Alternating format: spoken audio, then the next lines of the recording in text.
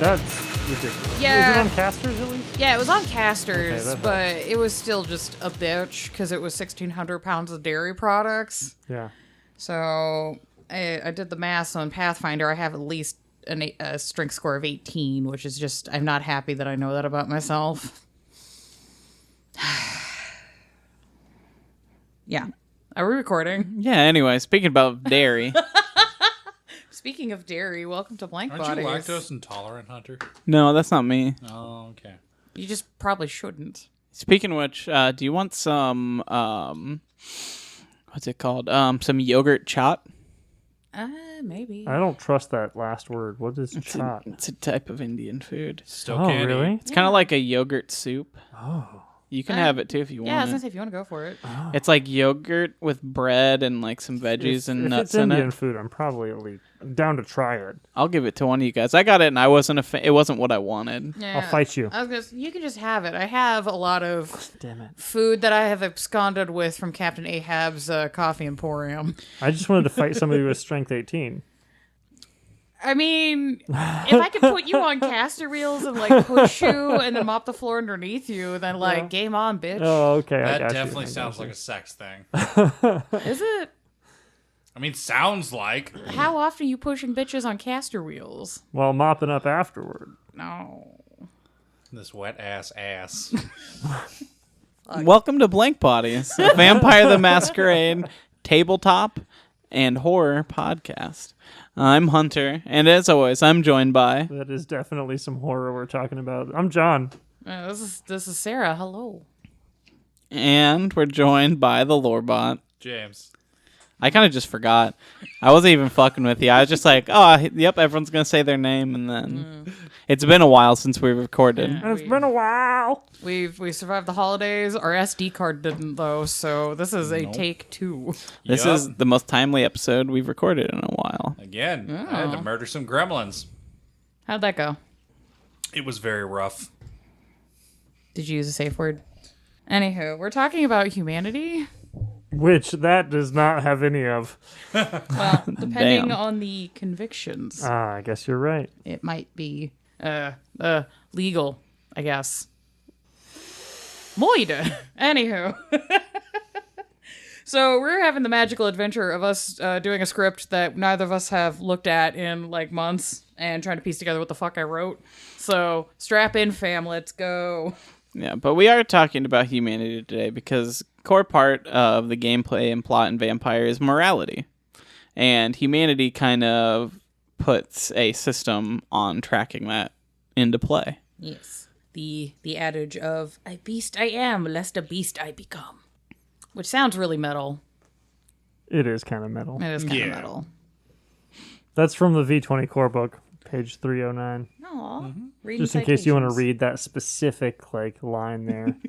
It's a pretty one to look at, I'll give you that. Yeah, it's good. It's Yeah. good. Yeah, but a big mechanic and plot point in Vampire is characters balancing out their personal lives and morals and thoughts and feelings and hopes and dreams against the hungry monster that lives inside your dome. Mm-hmm. That's constantly scratching and being like, Papa, please, Yeah, the beast. put the blood in my face. Yes. That's what Mr. Beast tells me all the time. I've never had a GM say that to me about my beast, but I'd love to just have somebody be like, your beast just looks to you and says, put the blood in my face. Yeah, that's... I am like a hair away from also hosting a stream game, and I pity all the players for me having to voice any beast in their head, because some of it might be spooky and some of it might be like, hey, yo, you should snack on that.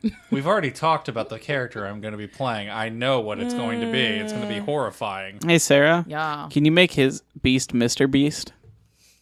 Is that like Mr. Bean? But It's it's One of those youths from the YouTube. what is he's that guy who does all the big giveaways, and then he's got a burger restaurant. I don't know what the fuck you're talking about, guys. That's okay. Don't, Yeah, don't it's worry going to about it. involve terrible things, and if you Alright. want a Tesla. Nah, I won't learn it. Yeah. It's cool. But one of the fun things that they do in Vampire to make morality be more important than, you know, that chart that we have in D&D that we're always arguing about, nobody agrees on, but it doesn't have any mechanical effect on the game, Since 3.5. is the fact that if you fuck around, you will find out by losing your character. Yeah, it's true. You have to hand over your sheet. Yeah. You lose all your humanity, it just becomes an NPC. Those are called whites, right? Yeah. Yes. Yeah. Yeah.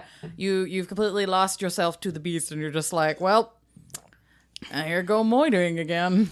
No, I need to double check the book because, Yeah. but I'm pretty sure when you become a white, all your non-physical stats go to 1 and all your physical stats go to 5.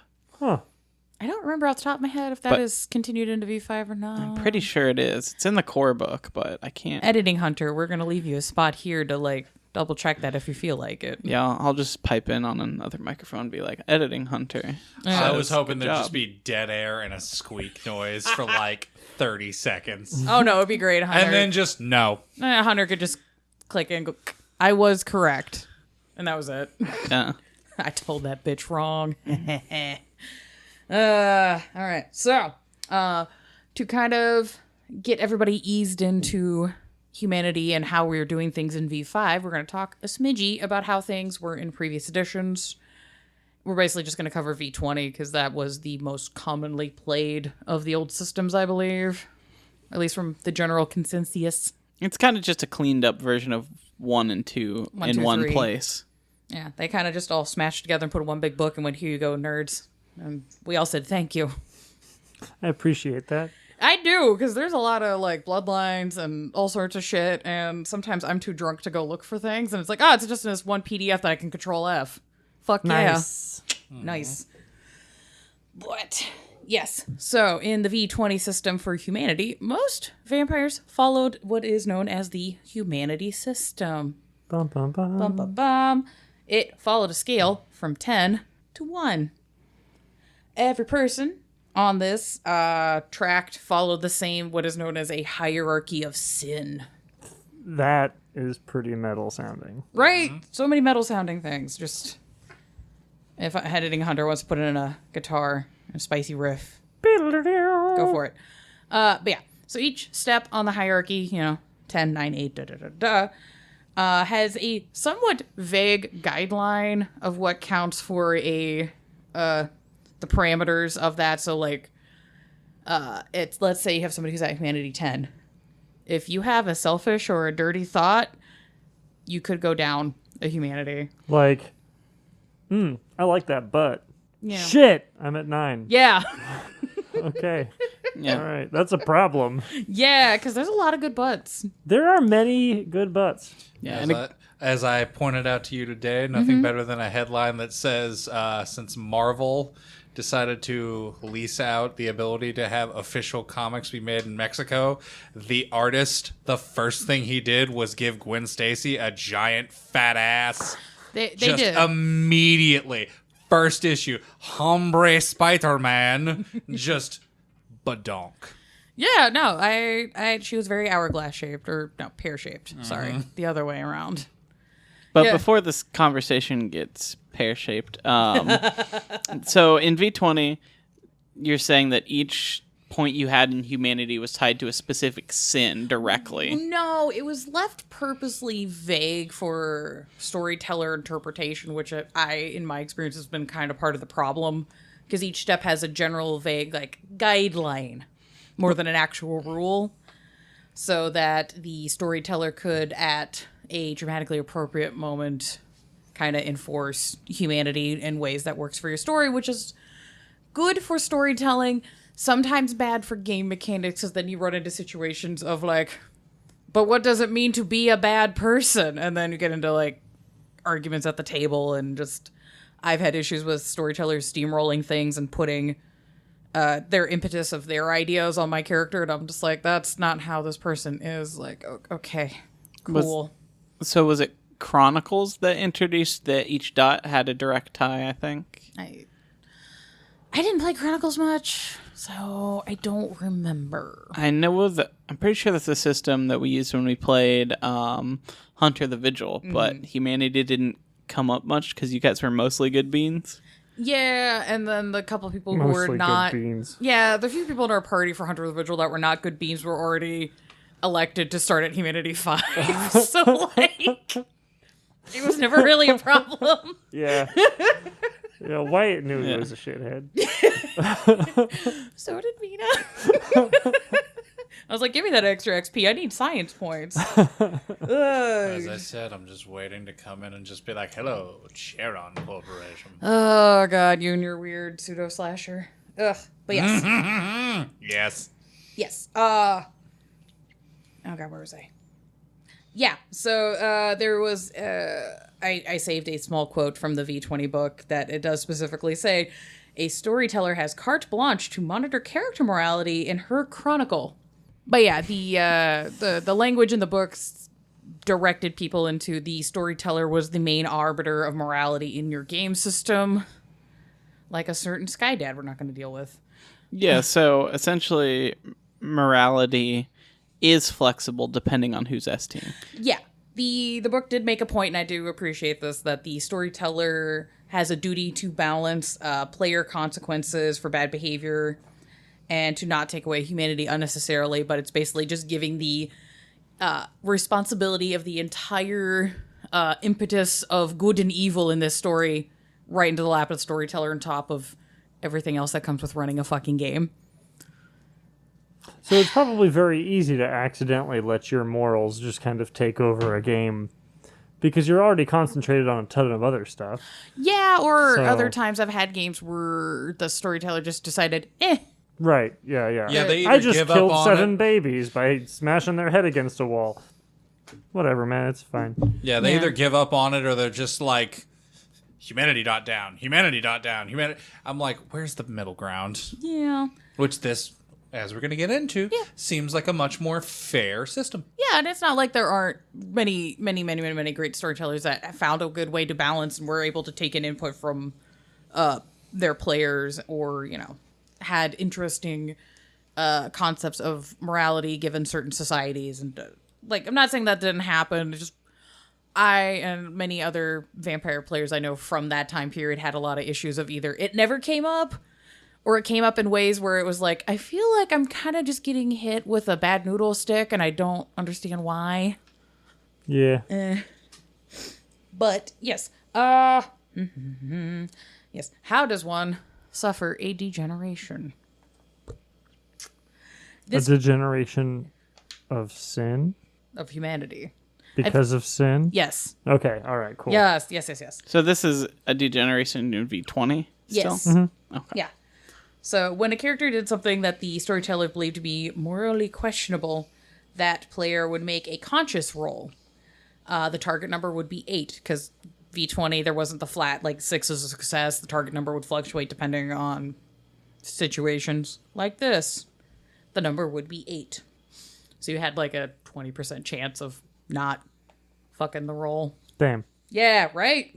And conscious was a actual, dotted score on your character sheets. I don't know if you guys remember any of that from the old sheets.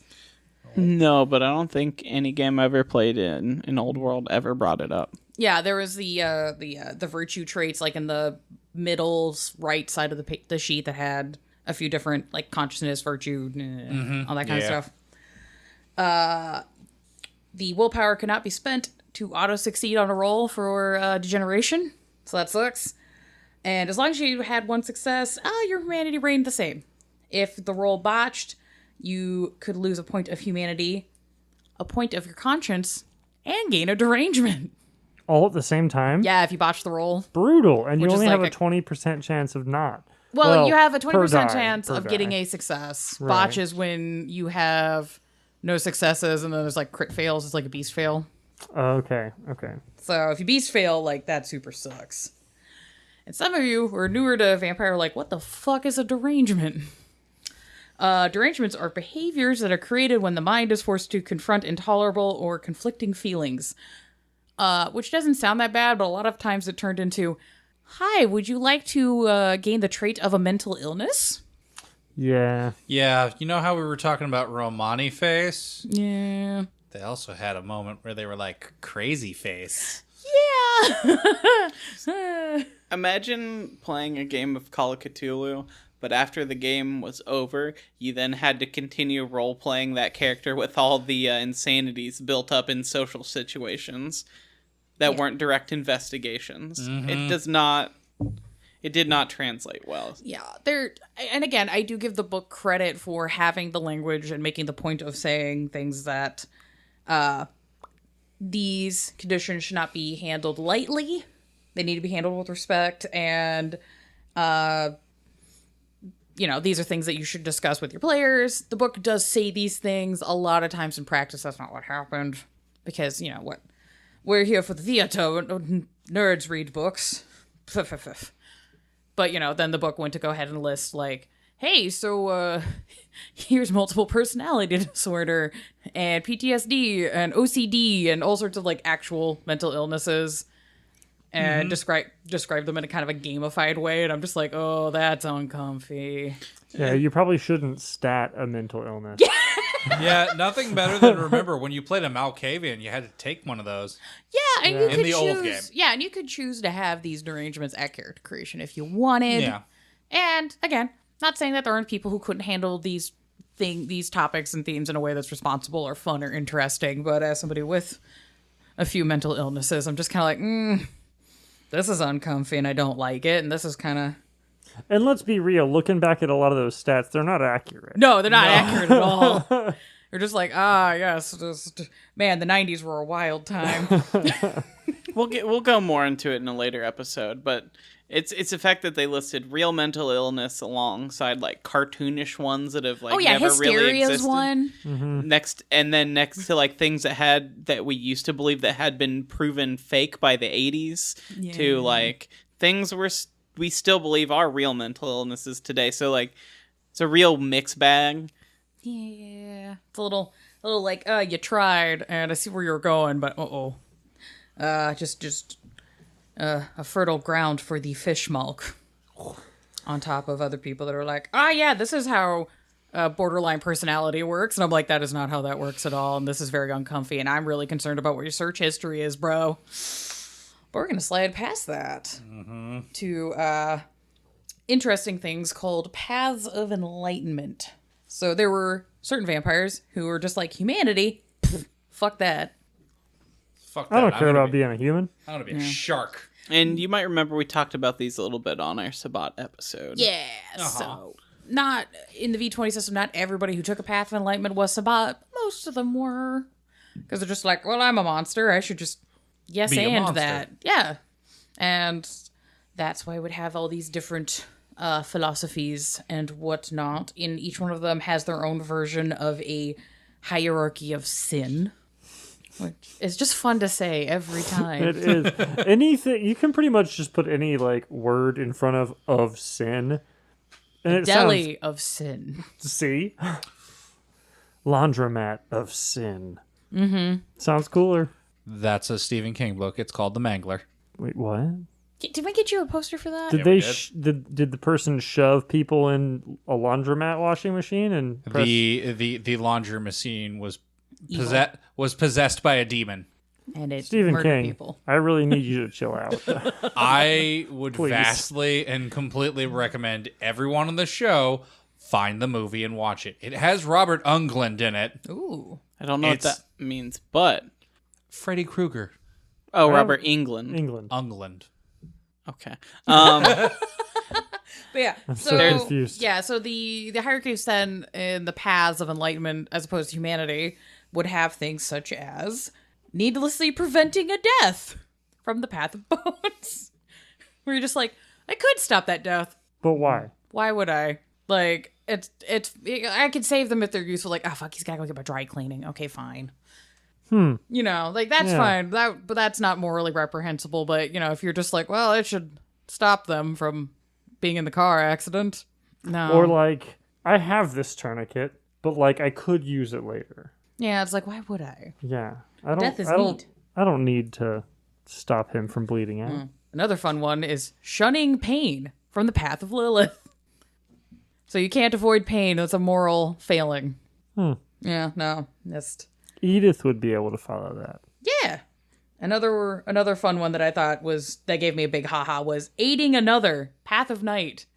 It is a moral failing at a certain level in the path of night to help other people. How do you exist in a coterie? They didn't really do coteries then, so Yeah. God, I'd hate to play with that guy. Yeah, just like, hey, we could use your cake. Bro, could you pass me that wrench? No. You get it, fucking weakling, and just walks away. Just like, okay, I get it. You're a libertarian. Jesus. See, I paid for this wrench. I'm gonna shove it inside me so no one else can use it. See, I kind of want to Very play. Zemeckis of you. I really want to play a Path of Bones character now. It's just like a cartoonish like villain. I think you just like bones. Bones are cool too, Bones are cool. I like Bones. but I just Send me Bones. I just imagine like exactly that. Just Skipper's immediate regret after saying that. Like, oh no. Well, look, hopefully if we can get our broke asses in order, we can get like a little P.O. box, and if people just want to send you bones in the mail, I'm so down. Yeah. If they're going to be human, they need to come registered, because I don't want to have your murder bones, okay? No murder bones, no unfortunate poor people house bones. Yes. Or, we're in America. We know where some of those bones came from. No. Yeah. No. I'm just looking for magic cards. I'm not going to ask where they came from. But yeah, so if you had a path of or a path of enlightenment instead of humanity, basically on that virtue section, you'd replace consciousness with self-control and conviction with instinct. Huh.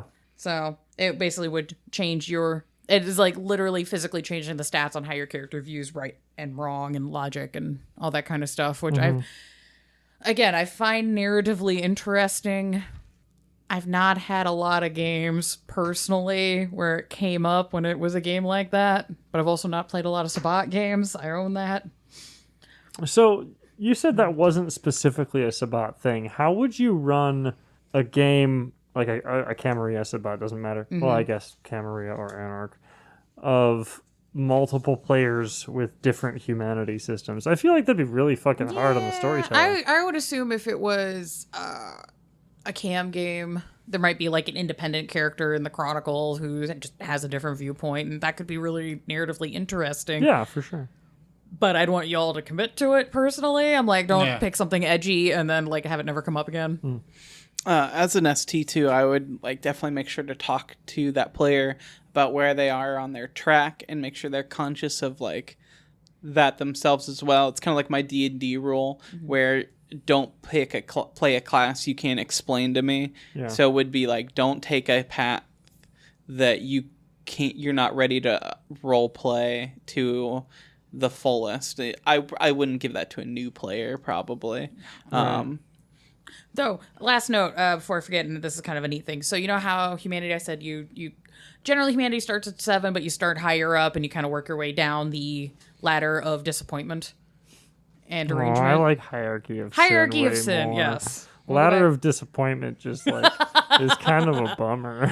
Right. Well, for paths, because you're basically rewiring your brain and your internal philosophies, you start at the bottom and work your way up. Start at the bottom, and now we're here. I started at the bottom. You're right. Yeah. And now I am here. Well, yeah, it's because you're so tall. It's true. Yeah. It's a long way up. And you just keep going up. I hope not. No. Though I do have those platform boots. You do. We need to remember to wear those over here sometime. Do it. Slap your head on the door frame. I'm afraid. Yes. But that does lead us into the V5 with the new convictions and touchstones thing, which a lot of people have bitched about and are confused about. But it's way better system. It's easy. It's a lot easier, I think. Super easy. So, at character creation, every character, you pick 1, 2, 3 core moral codes that are known as convictions. These are human values that they attempt to uphold even while they're dead.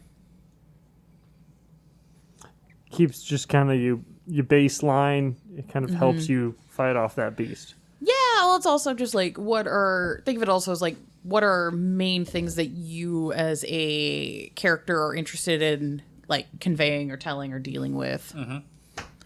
The book does suggest that a lot of these codes can come from various aspects institutions of a character's life, including religion, military service, social groups like the Scouts or volunteer groups, criminal organizations, or personally held philosophies.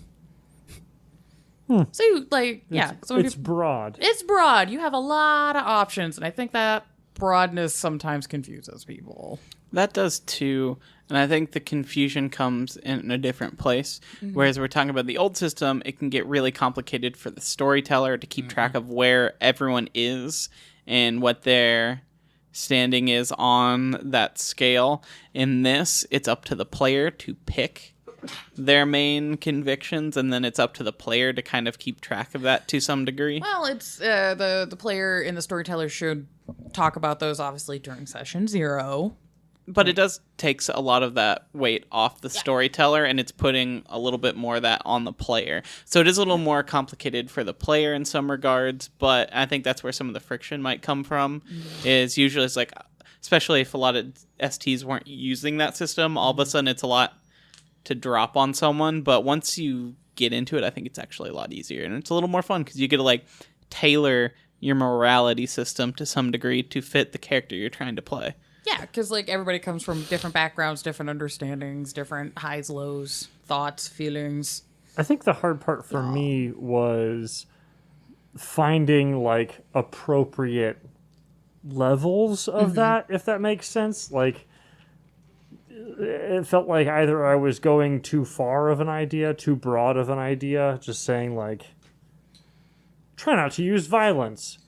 Well, okay, you're a fucking vampire, homie. Like, how are you going to do that? You have fun. Yeah, exactly. Or, or it was too narrow. Like, don't beat up people with freckles. I'm making up ridiculous things here, but like, it was hard to find that balance. Once I did, though, it was super easy. Yeah. Lots of fun to play. You're saying he's just making that up because ass beating for you, Sarah, is still on the menu. Oh. You have to take me to dinner first. Fisticuffs. Oh. Well, we used to live together. You're fine. Yeah, all right. We were roommates. That is such an old joke. But yes, and each of these convictions should come with a corresponding touchstone. A touchstone is a mortal who represents the value of the conviction. And it's somebody that the vampire finds to be important to them, and they are going to go out of their way to be like, no, I must keep this small bean safe. So, yeah, usually, things like, I'm trying to think. I'm having the brain fog today. Oh, we went over those in one of our first episodes with Benny and his touchstone, Ma Gravy. Yeah. Yep. Yeah. Ma from Gravies. Ma from Gravies. I like Ma Gravy, though. That might be a nickname. That might be a nickname. I'm down to make that Nickname, canon. real name, who knows? She'll just nod her head. Hey, Ma Gravy, come Just here. be like, Jess. Well, yeah, you could have a character, character I play, they have a conviction about consent. And the person that they attach that to is somebody that they've gone on several Tinder dates with, but they haven't done anything because, respecting consent. Blah, blah, blah. I dig it. Yeah, it's fun.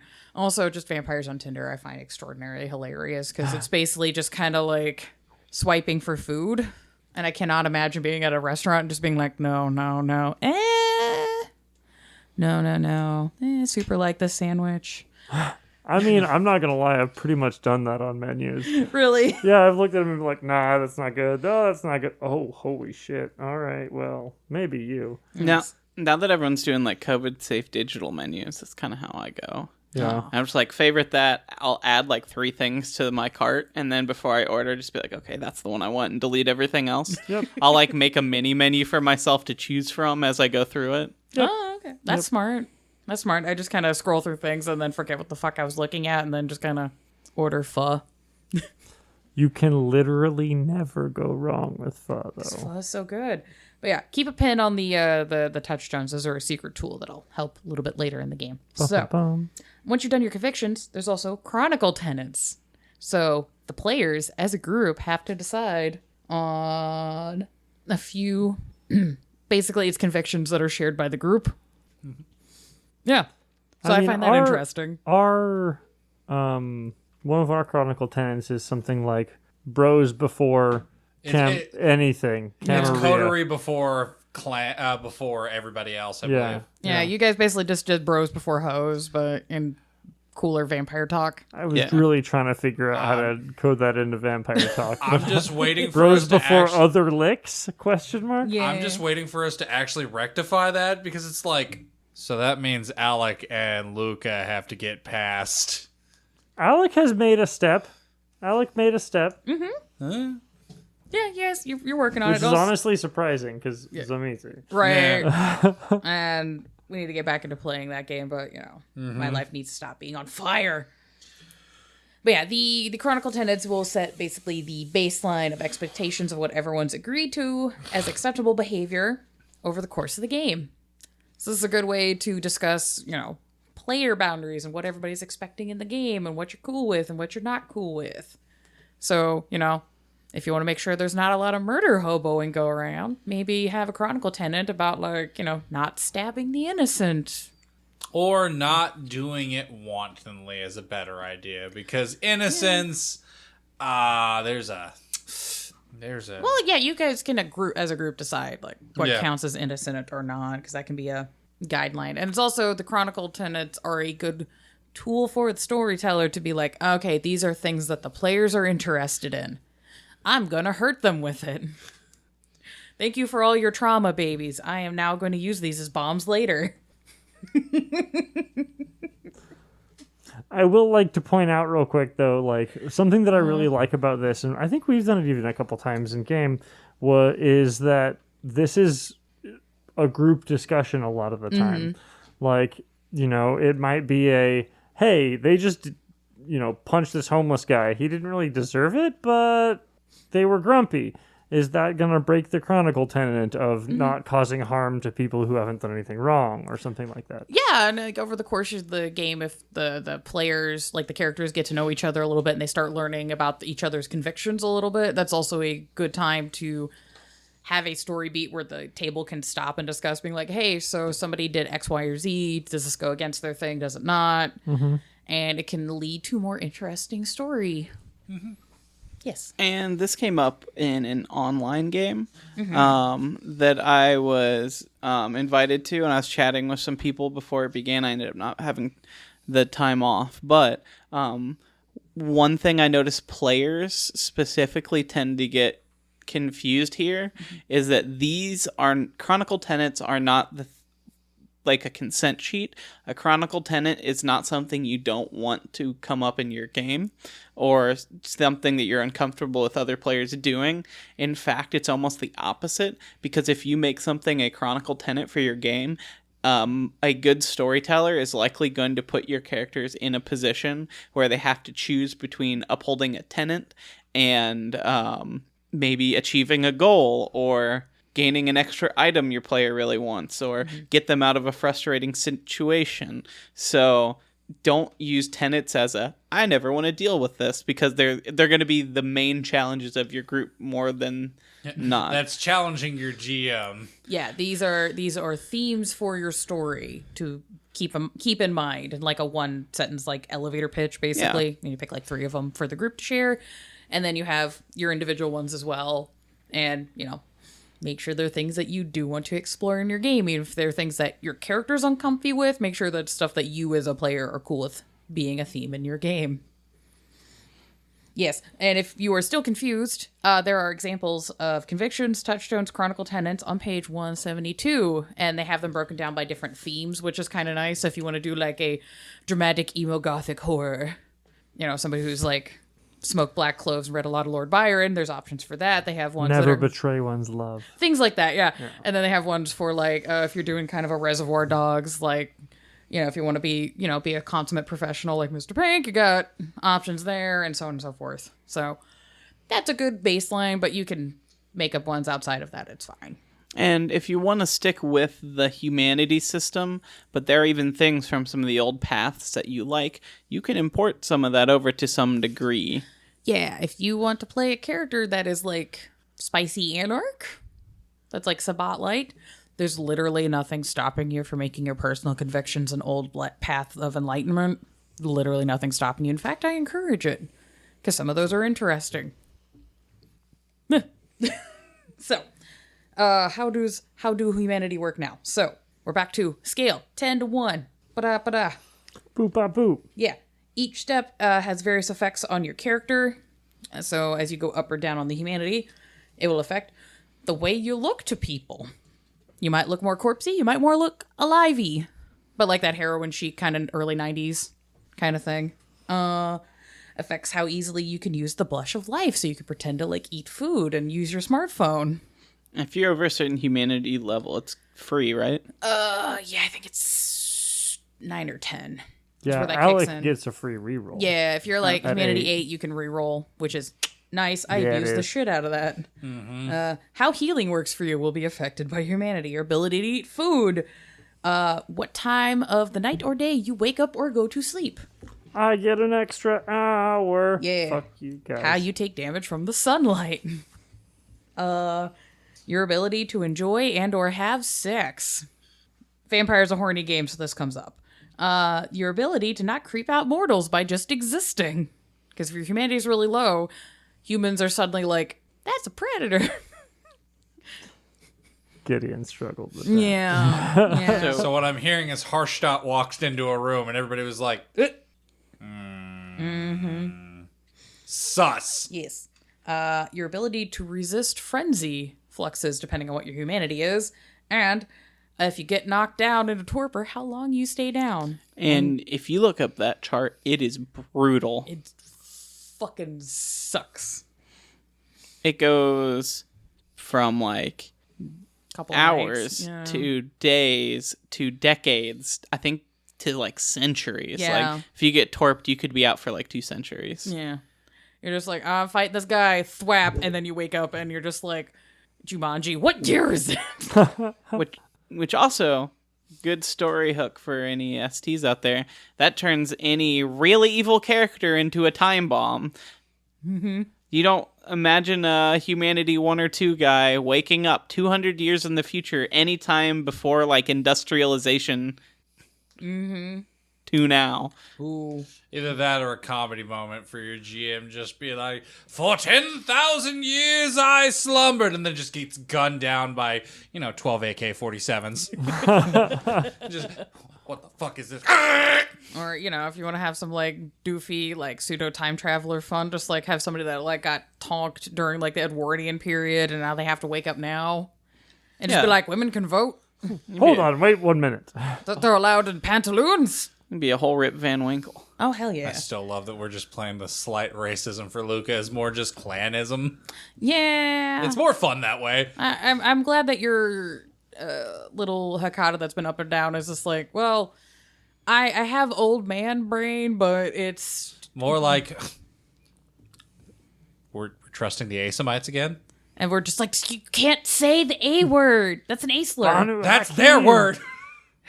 No, it wasn't. It never was. Yeah, and I don't want to get stabbed by them. That's why you say Banu Hakim now. Listen here, Grandpa. So yeah, fun that can be had with that. If you want some details on how humanity affects things at whatever level you got specific, that is page 236.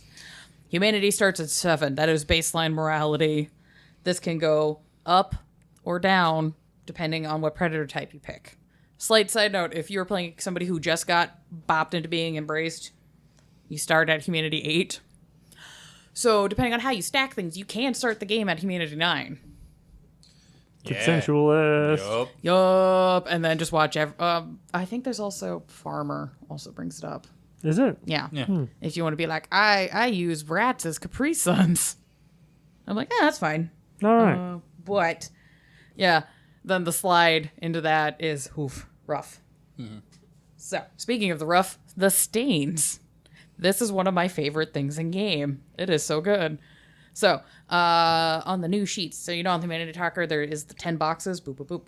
Yeah. So, whatever humanity at, you fill in the boxes, boop, boop, boop. And then you have those little boxes at the end that are like naked. They're just blank.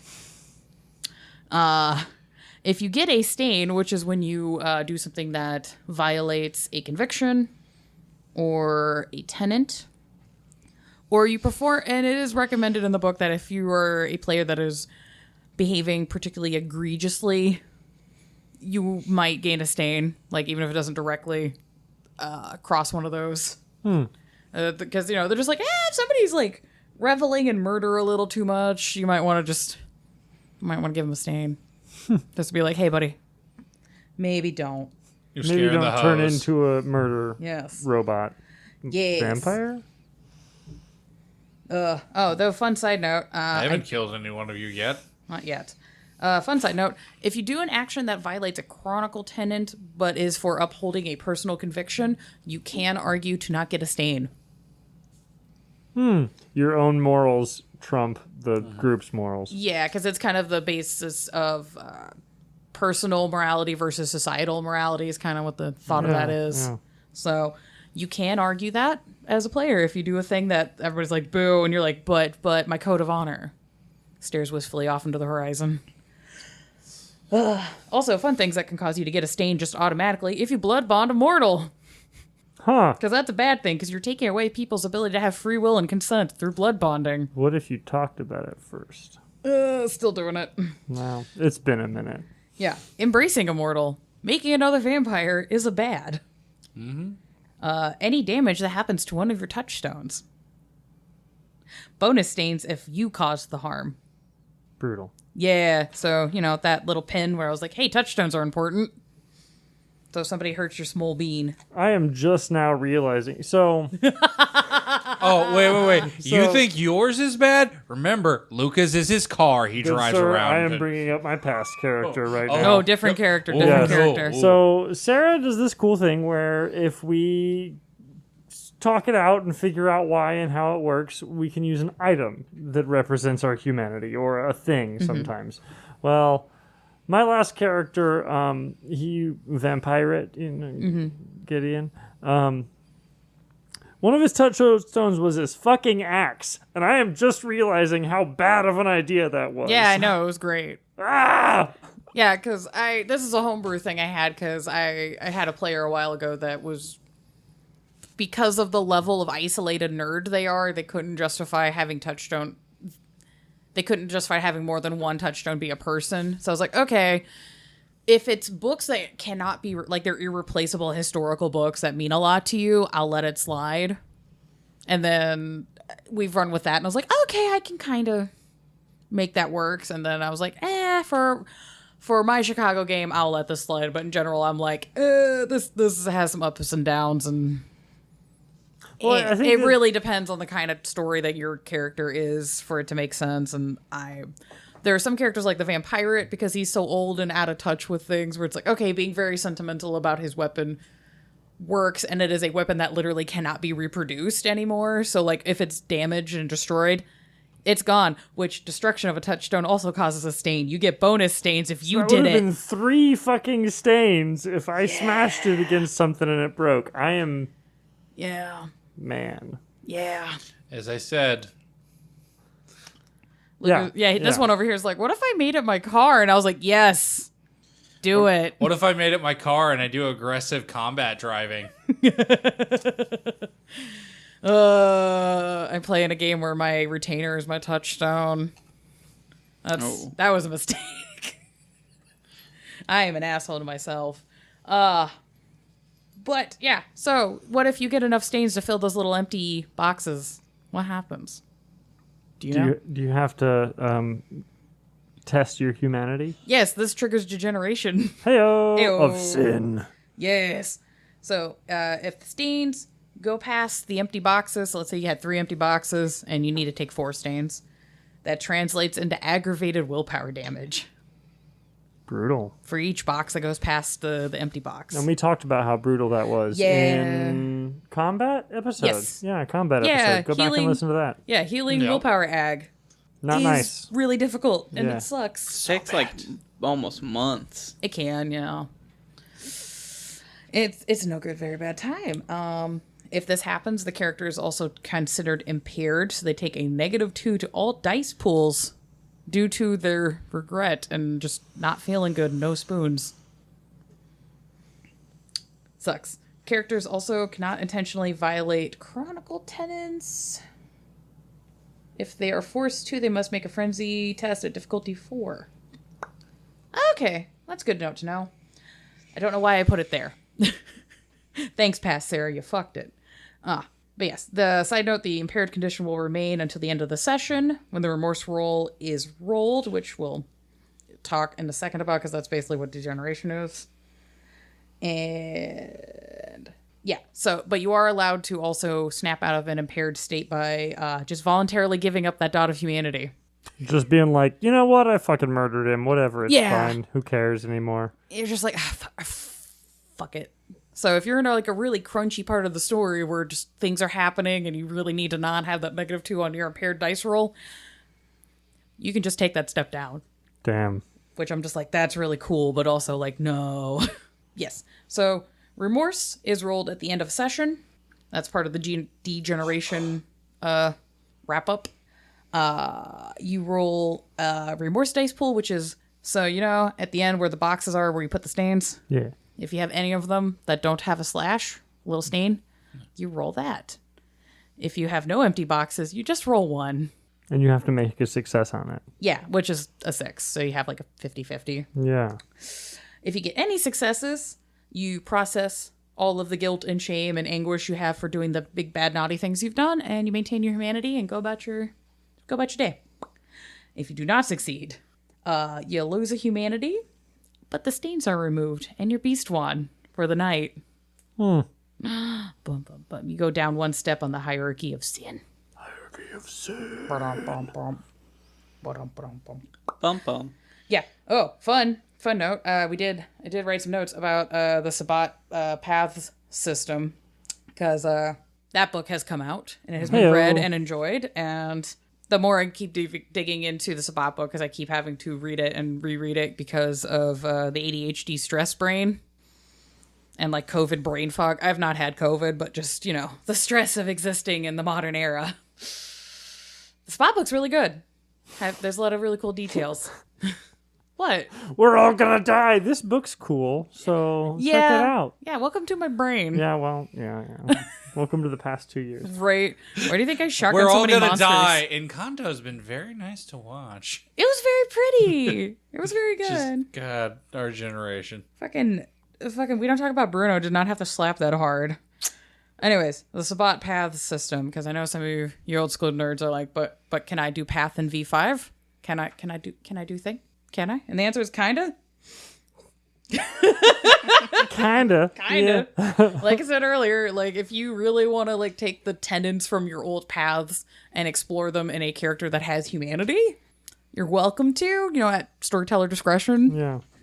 Technically, it's nothing stopping you. But they're technically not, like the official paths are technically not available for player use. That is like an NPC antagonist thing for the Sabbat clicky boys. Yeah, no. Did not like it. Yeah. So each Sabbat pack will have a specific path of enlightenment. So each little group of Sabbat will have their own flavor, kind of like the gangs and the warriors. Cool. All right. Yes. Got the baseball Sabbat. You got the sewer rat-like Sabbat. Yeah. Oh, it's a good time. You got the lady Sabbat. Yeah. But there is a note in the Sabbat book about Forsaken Paths on page 31, which I thought was an interesting little note. The section does note that a few paths may be used by those who are not of the Sabbat. So I think that is a good player justification for like, hey, if you want to play a character that was in the Sabbat, but they were in the more managerial and they weren't really like in the Black Hand, like full on, like in the paint.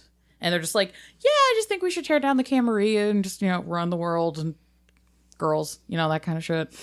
Girl boss. If you want to gaslight, gatekeep, girl boss, I believe that there is justifications for that, and you can do a really spicy anarch who has some kind of really cocked convictions compared to the chronicle tenants, and see how that plays out in a story. I think that would be really interesting and a good player challenge. Don't help anyone. Protect the innocent, don't help anyone. Right. See, I feel like plenty of people have played that character. It's just the D&D rogue who's just always standing in a shadow. Yeah. Or And it's- stealing from the party. Yeah. Or it's like the slutty bard Which I don't know why bards got so slutty over the past few I've years. never dealt with a slutty bard in game or in outside of memes. Like I've played like flirty bards, but not like I'm a fuck everything. I played a flirty ranger once. Oh, that's That fun. was weird I because he was actually also had awkward. an interesting, like, end of the road slutty bard concept that's like, it'd be better to play a slutty bard that's like, no, already has the slut phase gone, but had gone so far up to the sun that he got cursed by somebody to be like, oh, if you're intimate with somebody and it's not true love, they die. So Oh, that's you're fun. just like straight up just like, no, I know I'm a good musician and you want to fuck me, but no. I like that. But I was going to say, and this might be a little pointed, but I think that may have come about from just certain nerds who seem to link charisma directly only to getting sex. Yeah. And not like... I gave her friendship. Why are there not sex tokens? Let's not forget that your charisma score is definitely how pretty you are.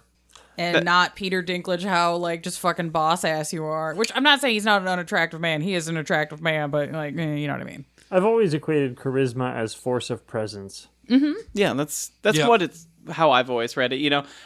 You can be ugly as fuck, but just be like a really intimidating human being. I mean, and Ted that is Cruz a high exists. charisma. Oh no, what?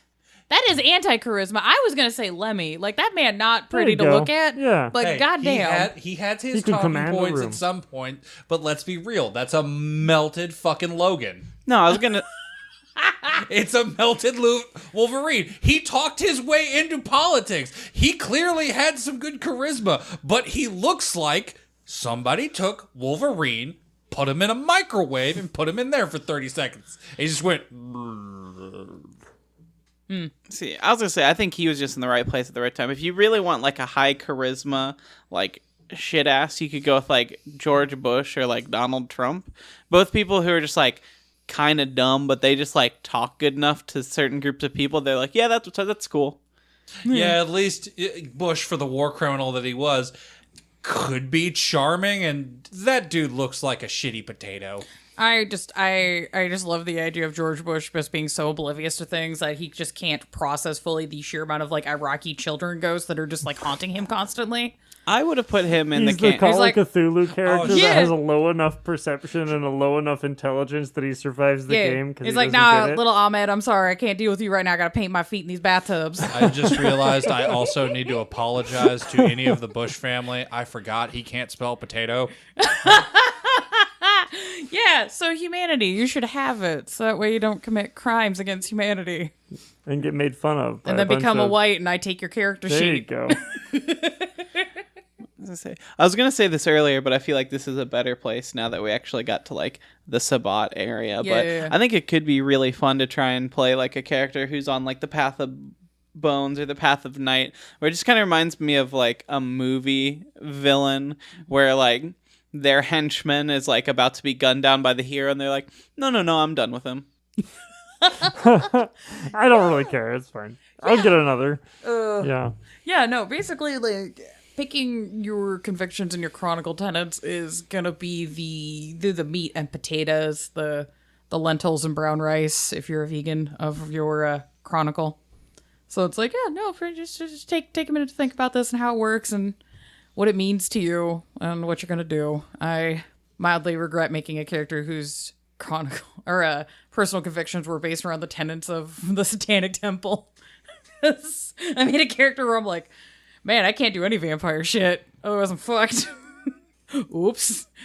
That's exciting. And then just watching everybody else be like, huh, those are some interesting choices. And I'm like, yeah. Here I am. Yeah, everybody says gonna fucking hate my ass. Holy shit.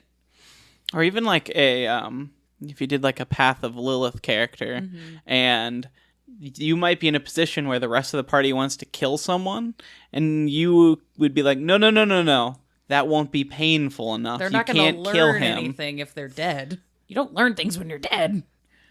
Or, you know, what is it? Path of Honor? Was it the old little somber one? Where it was like basically a knight, but not quite. Path of Valor, because again, Yeah. the individual that made my game hell played that character. That's unfortunate. I was gonna say because there's some really interesting. There are parts of La Sombra I like, and I do like the parts where they kind of lean into the old like Machiavellian or chivalrous. Is kind of like, yeah, I'm a fucking edgelord asshole, but we've made a gentleman's agreement. I'm going to honor that. I'm like, see, that's actually really interesting. That's great. And having characters that like, yeah, no, I'll like snap a guy in two, like he's fucking nothing, but like, you know, I'm gonna hold the door open for the lady. Also, those are some of the just most interesting villains, I think. The ones who are just like, I know I can't trust this guy. I know he will kill us the first chance we get. But I also know he's going to honor his word to do this thing we asked of him first. Mm-hmm. Because he agreed he would do it. Yeah, and I know the second that this deal's done, we gotta run. We gotta go. We gotta get the fuck out. Yeah. So there's a lot of fun, interesting choices. I'm very interested to see like people exploring the options more because there's such a wide breadth of options that you can pick for tenants and convictions where it's like maybe people getting into stuff from, you know, different cultures that they don't normally think about and perspectives, or, you know, people digging into philosophy books being like, look, all right, I know Kant is just whiny bitch baby incel sometimes, but there's some good philosophical ideas. I'm going to pick those up and throw in the game and just see what the fuck happens. Yeah, what if you want to read it out the book and make a character whose whose tenets are completely based on like Hegelian thought? Yeah. If you think if that sounds like a fun idea to you, you probably know what I said meant because I'm not sure. I got it. You're doing the good. Or, you know, you could, hell, even if you got like a chronically online character and they just picked their tenets based off of like TOS. That could be interesting. There's the amount of people I got banned from an old MMO. Oh no. Oh, because were they saying slurs? No, just I read the toss and I just knew to be like, hey, I'm just trying to traverse through this area and I know it's PvP, but I'm just trying to get from one place to the other. Be like, no, it's fine if you kill me once. If you kill me a second time, that's a mistake. After that, I'd message them and be like, if you do it a third time, it's harassment, and I will message the mods. Every time, get them a 6-hour ban, and they just leave me alone after that. So I'm like, bro, I'm just trying to get from quest area to quest area. You don't have to be a dick. I'm like, I've read the terms of service. Yeah, no, it could be interesting, especially when you're having really old vampires dealing with, like, younger folks where they're just like, you just, please don't say slurs. Yeah. Please stop saying slurs. That's I can't Twitter ban you. The Camarilla doesn't allow phones, so I don't know what to do now. Can we cancel the prince? Is that something we could do? He keeps saying with the right K connections. word. Yes. The right connections. Okay. I'm not sure if this is the episode to dig deep in this topic, but we touched on it, so I think it'd be very funny to bring up. I've been trying to expand my readings. I've been reading a little bit of Mark Fisher.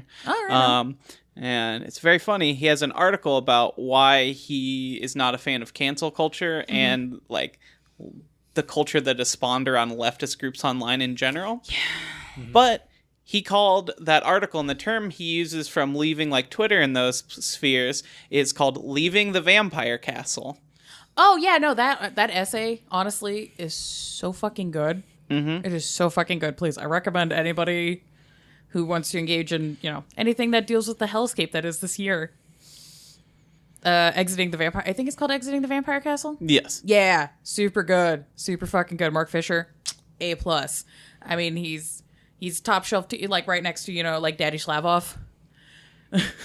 Which I found a really good gif of him recently, just being like, I like men, I want to suck penis. Just like, anyway, we should probably leave before I get us canceled.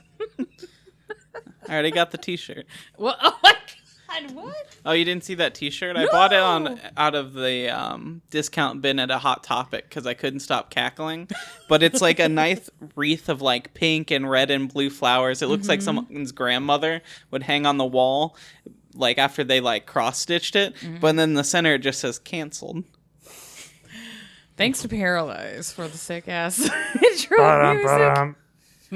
Also, I guess thanks to everybody that's still listening after our long holiday hiatus. Yes, thank you very much.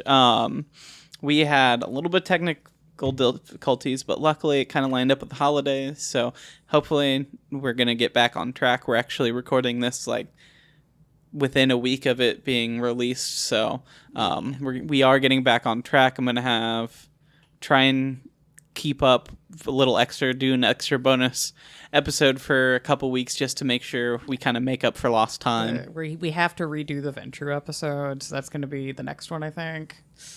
I think so. So that'll be coming soon. We haven't announced, which means I think no spoilers, Sarah. We already posted about this. Yes. This is not a spoiler. It's a surprise to me. So I'm just more upset that we're going to have to visit Venture twice. Okay. Yeah. So next up is going to be our Venture episode, which means the poll over at Twitter is going to go back up, and we have a new clan entering the fray. Our patrons got a vote on who would be the new third clan to join in the polls. Our previous two that are left over are Nosferatu and La Sombra, and are surprisingly unanimously, our patrons voted for Ravnos to join. Oh, look at that. Actually, 3 distinct clans instead of, Mountain Dew and Code Red versus Ugly Boy. Yeah. No, the getting the people to clan argue on Twitter was very entertaining, and I am here for blood sports. I just love the fact that literally that analogy pushed Venture Oh, over. of course it did. Venture players are petty as shit. Yeah, because I was just like, Code Red's gonna win against default Mountain Dew, and they're like, default Mountain Dew? I am at least Baja Blast, motherfucker. And it's like, No, you're not. I That's mean- Bruja. hey. No, Bruja is gamer fuel. No. No, gamer sups. So Guacamole gamer fart, remember. But yeah, so if you want to follow us on Twitter, we're going to have a new poll going up on there, so you can help us pick which clan episode we talk next after Ventru. And speaking of Patreon, we also just redid our Patreon completely for the new year. Made it a little less confusing, added some new tiers. And we gave ourselves a goal. Yeah, we have our first goal up. We have a New Year's resolution. this is our first goal, guys. First goal. First time of us trying anything. So, we've been doing 2 episodes and then a bonus episode every month, and we're thinking if we can get to roughly, or precisely $500 a month, that should be enough cushion for us to be able to donate or to put the time into doing 3 regular episodes and a bonus episode. So it'd be 4 episodes a month. That's one every week. That's one every week. Holy cannoli, guys. Oh my God. And to help us get there, we did make some changes to our tiers. We bumped our $8 support tier up to $10, but if you were paying the $8, we're not going to ask you more. We grandfathered those people in, so you'll be stuck with that special $8 forever. That might be still open. I don't know if Future Hunter has been proactive enough to change that yet. Yeah, we added a really cool new tier at $25, where after a month of that, Sarah will do a custom character pencil sketch for you of one of your characters. It doesn't have to be a vampire character, but any roleplay character you'd like a sketch of. We've got some examples of our art going up soon. And if you stay on that $25 tier for a full year, Sarah will sit down with you on a one-on-one and do a full color character sketch for you. And full color, full body, whatever character you want to do. We'll discuss. That's a problem for future Sarah. So yeah, the tiers are $10 base tier. You get cool thing in the Discord, and you get access to polls. And movie nights. Yes. Yeah. We're going to host movie nights. Yeah. Hang out, watch some spoopy shit. Mm-hmm. Hopefully we'll start doing some spoopy episode talk review things soonish. COVID's been a nightmare. Yeah. Trying to get all this organized. We have been trying to do that for months. Yes. And then, the pandemonium is like, nah, let's not do that. And then we also have a super secret, not super secret. It's not a secret really at all. It's just we have $100 fuck you pay me tier. The blood? Only pay for that if you have the disposable income. I am a soulless machine that wants your money. and I'm saying this, do not surrender your delicious $100 dues unless you can spare them dollary dues. Yeah. Any of the tiers, really. It's just like, yeah, we're all financially secure. We're not living off of this, but we want to be able to produce quality content for you guys and also not fuck with our bills. Yeah. I mean, I personally would rather have $25 patrons than $100 patron. Yeah. That's there for a haha. We do have a little surprise if you decide to do that. If not, I mean, if we get $10, $25 patrons. And none of us are offended if you're just like, hey, I'll do the $25 tier for the 1 month to get the illustration, and then I bump down to the 10. That's fine. Yeah. No one's upset. It'll still help us. Sarah likes drawing. I do. I'm actually trying to do art full time, but this capitalist hellscape is just constantly like, nah. Yeah, we actually met in art school, but I'm just not offering up my services, so. Bitch. I mean, you are technically with the editing, so. That's true. Also, my style is way too cartoony. If you want to pay the $25 tier and instead request I draw a vampire that looks like an old Rat Fang Hot Rod character, I could probably do that. But otherwise, that'd be fun. See, I was gonna say Squidbillies. Yeah, I could do some Squidbillies for you. I've seen you do Squidbillies before. Yeah. Now I just like want the goofiest, dumbest campaign of Vampire the Masquerade in a trailer park. I'm literally doing that. Yeah. No, just in a trailer park. There are no consequences. We You just flip want cars. Trailer Park Boys VTM. Yeah. Actually, I'm kind of down for that. But yeah, so If there's one vampire that says this is one fine kitty, Nice. Nice. And he's a farmer. But I know we've been talking money, but obviously that can be a touchy subject, especially when you're building a community and that kind of thing. Our goal is no matter how many new episodes we make, how much money we make, we want to keep the content that we make free for everyone, whether or not you're a supporter or not. We've got some extra stuff we're charging for, but for the core of the show, we want that to be available to anyone. And our Discord community is free for anyone to join. We're not gating off No. access to our community in any way. You just get into a special thing, and sometimes we ask questions when we're working on episodes and some feedback and some little things. There are benefits to it, but we're not trying to bar anyone either from listening to our show or participating in our community, even if you don't have the money to support us. Just the fact that you're listening and engaging with us is what matters the most. So. Oh, for sure. Yeah. And if you're a broke ass bitch like me, it's like, yeah, you could just share it. Log on to your friend's Spotify and 5-star art things. yeah, Yes. do that. No. Yeah. Rate us on everything. We're here for that. Again, Fuck the man. soulless corporate bot that wants money is saying, don't spend more than you have, please. Yeah. We appreciate that if you like us enough to give us like a little money. Cool. Thank you. That will buy us snackos so that we can do this. But like, we're going to do it regardless. And again, ram sticks that they'll randomly shove in my crevices. It's fun. I'll find the spot.